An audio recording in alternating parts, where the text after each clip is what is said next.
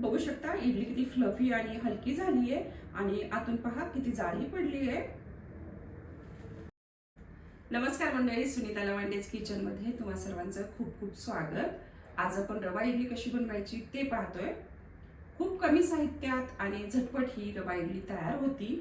काय होतं की थंडीच्या दिवसामध्ये इडलीचं पीठ लवकर फर्मेंट होत नाही। अशा वेळीच जर तुम्हाला नाश्त्यासाठी पटकन इडली बनवायची असेल तर तुम्ही ही रवा इडली बनवू शकता। चला मग ही रवा इडली कशी बनवायची ते आता आपण पाहूया। तर रवा इडली बनवण्यासाठी इथं मी 1 कप रवा घेतलाय। हा जास्त बारीकी रवा नाही, मीडियम साईजचा हा रवा आहे। आपण उपम्यासाठी जो रवा वापरतो तोच हा रवा आहे। रवा भाजण्याची आपल्याला आवश्यकता नाही। तर हा रवा मी आता एका बोलमध्ये काढून घेते। आता यामध्ये चवीनुसार मीठ घालायचं आणि याला जरा मिक्स करून घ्यायचं। मीठ मिक्स झाल्यानंतर आता यामध्ये अर्धा कप दही घालायचं। पण हे दही आपल्याला आधी फेटून घ्यायचं आहे, याला जरा स्मूथ करून घ्यायचं, म्हणजे मग ते व्यवस्थित रव्यामध्ये मिक्स होतं। आपण इन्स्टंट इडली बनवतोय त्यामुळे आपण दही घालतोय।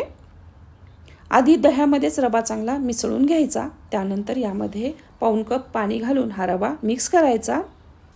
अर्धा कपापेक्षा थोडं जास्त आणि 1 कपापेक्षा थोडं कमी एवढं आपल्याला हे पाणी रवा भिजण्यासाठी लागतं। तर आपण हे सगळं चांगलं व्यवस्थित मिक्स केलंय। तर बघा, या बॅटरची अशी कन्सिस्टन्सी ठेवायची, जास्त पातळ पण हे बॅटर करू नका। आता यावर झाकण ठेवून साधारण 15 ते 20 मिनिट ह्या बॅटरला असंच ठेवून द्यायचं। तर बघा 20 मिनिट झालेले आहेत। तर बघा रवा आपला पहिल्यापेक्षा घट्ट झालेला आहे, रव्याने पाणी शोषून घेतलंय। तर आपला रवा छान भिजलाय। आता यामध्ये आपण इनो घालूयात। इनोऐवजी तुम्ही खाण्याचा सोडा घातला तरी चालेल। इनो ॲक्टिवेट होण्यासाठी आपण थोडंसं यामध्ये पाणी घालूयात आणि याला जरा हलक्या हाताने मिक्स करूयात। एकाच डायरेक्शनमध्ये हे मिक्स करायचं।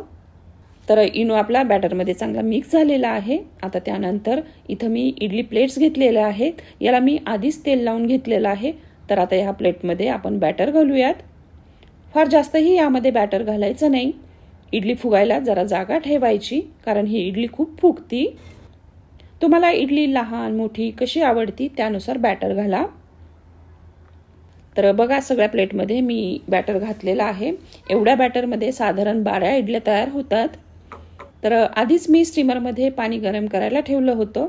पाण्याला उकळी आल्यानंतर ह्या प्लेट स्टीमरमध्ये ठेवून द्यायच्या। तर झाकण लावून 12 ते 15 मिनिट ह्या इडल्या आपल्याला वाफवून घ्यायच्या आहेत। तर बघा 15 मिनिटं झालेले आहेत, इडल्या छान फुगलेल्या दिसत आहेत। टूथपिकने आता आपण हे चेक करूयात। टूथपिक एकदम कोरडी येते, याचाच अर्थ इडल्या आपल्या छान शिजल्या आहेत। जर तुमच्या टूथपिकला बॅटर चिकटलं असेल तर झाकण लावून ह्या इडल्या अजून 3-4 मिनिट स्टीम करून घ्या। थंड झाल्यानंतर ह्या इडल्या आपल्याला काढून घ्यायच्यात।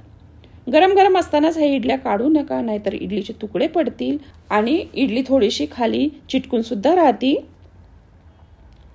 तर बघा किती छान फुगली आपली इडली। तर मंडळी, आपण ही इडलीची सिरीज सुरू केलेली आहे। इडलीचे वेगवेगळे प्रकार तुम्हाला इथे बघायला मिळतील।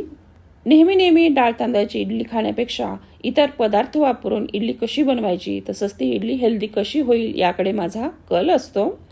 तुम्ही जर वेट लॉस करत असाल किंवा तुम्ही डायबेटिक पेशंट असाल, त्यांच्यासाठी सुद्धा मी इडलीचे अनेक प्रकार ह्या सिरीजमध्ये दाखवणार आहे। त्यामुळे व्हिडिओ पाहत राहा आणि लाईक अँड शेअर करत राहा। तर ही इडली तुम्ही एखाद्या चटणी किंवा सांबारबरोबर खाऊ शकता। ह्या चटणीची रेसिपी मी शॉर्ट व्हिडिओमध्ये अपलोड केलेली आहे।